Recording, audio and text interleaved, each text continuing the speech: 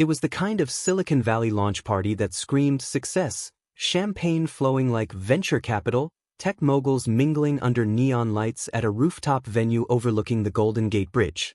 The air buzzed with startup jargon, deals being whispered over artisanal cocktails. I was there, at 26, as Alexandra Alex Rivera, the wunderkind founder of EcoBloom, a revolutionary app that connected urban farmers with city dwellers craving organic produce. We just secured our series of funding, $10 million from top VCs, and the night was ours. Flanking me were my co-founders, twins Marcus and Mia Thompson, brilliant coders I'd met at Stanford, the ones who'd turned my dorm room idea into a scalable empire. We toasted to the future, clinking glasses as fireworks lit up the San Francisco sky. But as the crowd cheered, I caught a fleeting glance between the twins, a smirk that didn't reach their eyes. Little did I know, that very moment, they were already executing a plan to cheat me out of everything: my company, my innovation, my lifeblood.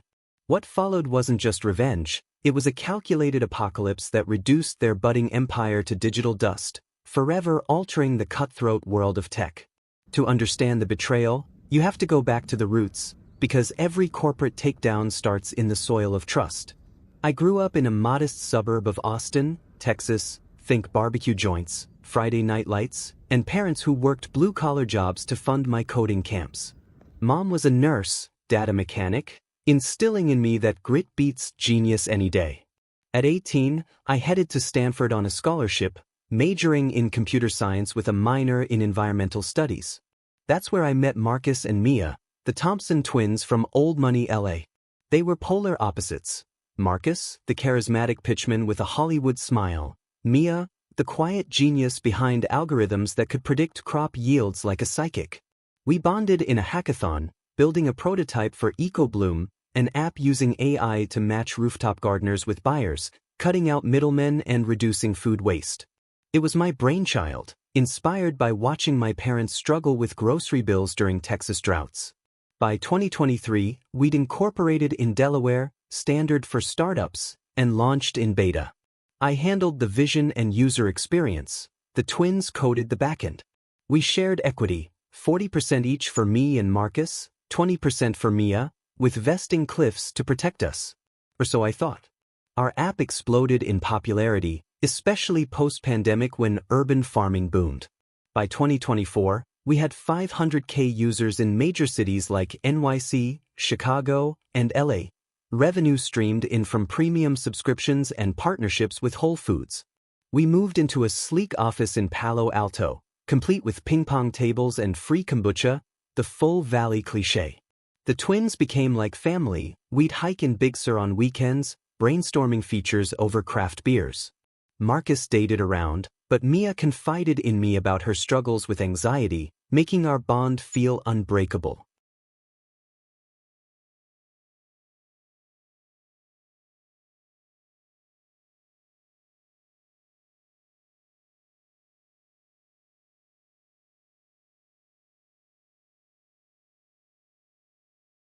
The first red flag waved during our seed round.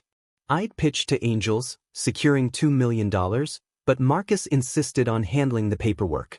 "You've got the vision, Alex. Let me crunch the numbers," he'd say with that disarming grin. I trusted him. Then came whispers. Users complaining about data glitches, farms reporting mismatched deliveries.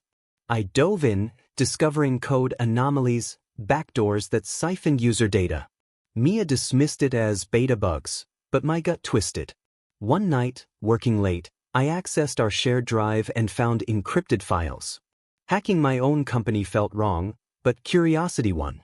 Inside, emails between the twins and a rival firm, Green Harvest, a behemoth backed by big AG lobbyists.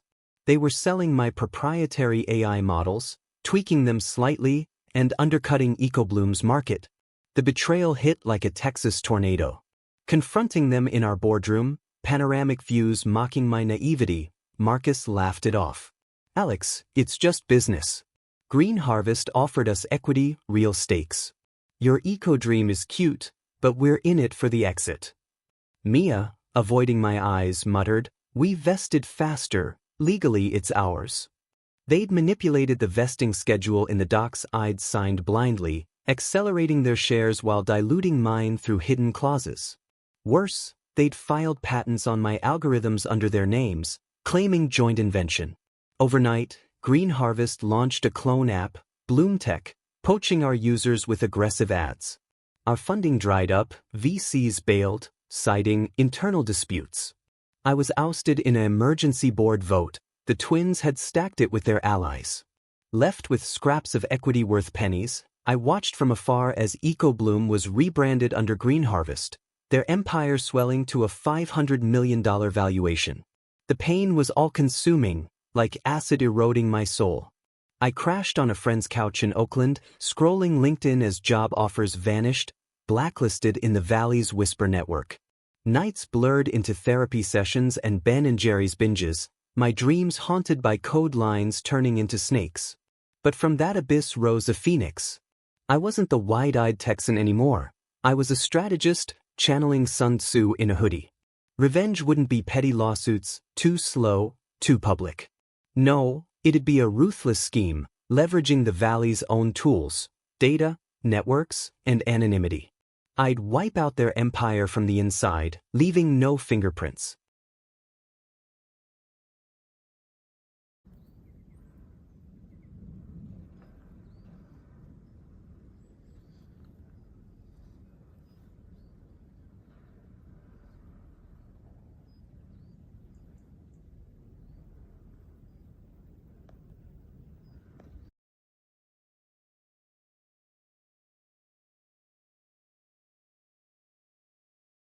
Phase 1. Intelligence Gathering. I created burner profiles on LinkedIn, Reddit, and dark web forums, posing as a disgruntled ex-employee. I trawled for dirt.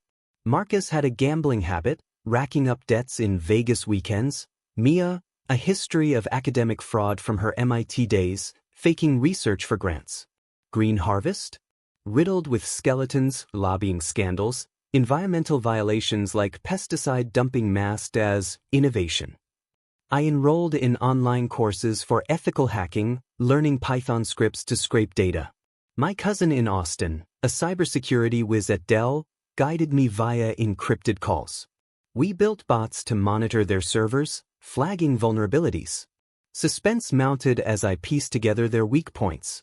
A shared cloud storage with lax security, emails unencrypted, and board members with loose lips on social media.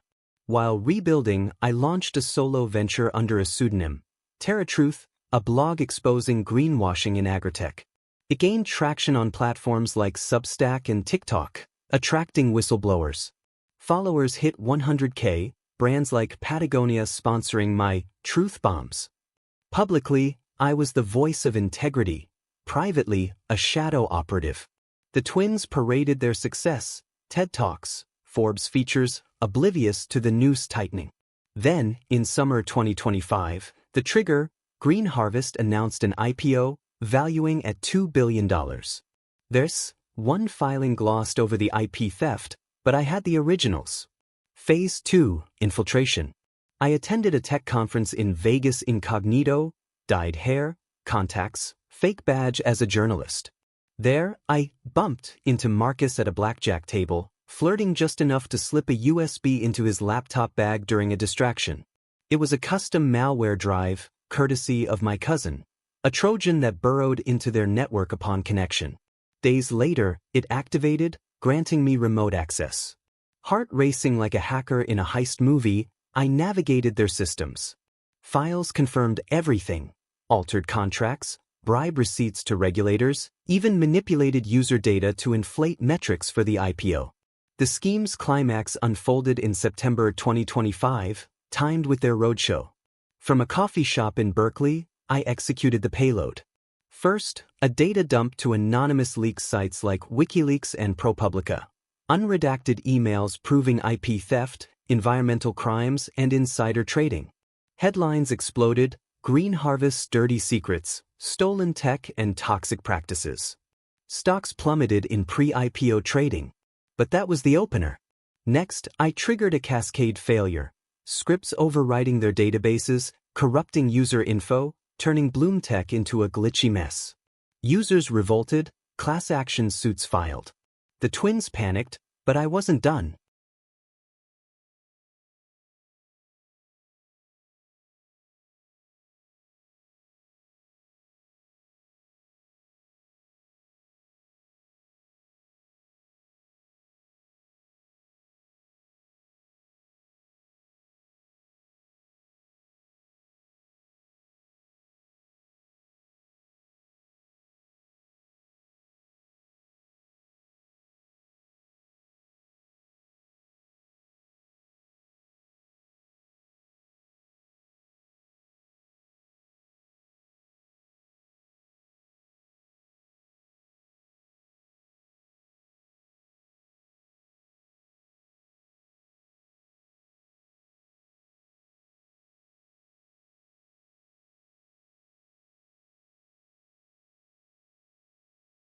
The ruthless twist? I'd planted false trails leading to each other. Forged emails suggested Marcus embezzled to cover gambling debts. Others implied Mia leaked data in a jealous rage. Their alliance fractured, public accusations on X, lawsuits flying. Green Harvest's board ousted them, the IPO scrapped. Regulators swooped in, SEC for fraud, EPA for violations. Marcus fled to Mexico, but extradition loomed. Mia checked into rehab, her reputation in tatters. Their empire? Wiped out, assets liquidated, brand toxic. EcoBloom's remnants? I quietly reacquired through a shell company, relaunching as a non-profit co-op. But the mind-blowing revelation came post-Fallout. Digging deeper into their family files, I uncovered a bombshell. The twins weren't siblings by blood. Marcus was adopted, and Mia? She'd blackmailed their parents over an affair to fund their schemes. It explained their ruthless synergy, not loyalty, but mutual destruction pacts. Sharing this anonymously sealed their fate. Family disowned them, leaving them penniless. Now, on December 28, 2025, as snow dusts Austin streets, I returned home for the holidays. I sip eggnog, TerraTruth thriving at 1 million subs. My new app, True Harvest, dominates ethically, partnering with real farmers. The valley whispers my name in awe and fear, the girl who schemed an empire's end. Revenge isn't about destruction, it's reclamation. In America's arena of innovation, cheat at your peril, because the underdog's bite is fatal. Their empire? Obliterated. Just beginning, unbreakable and vast.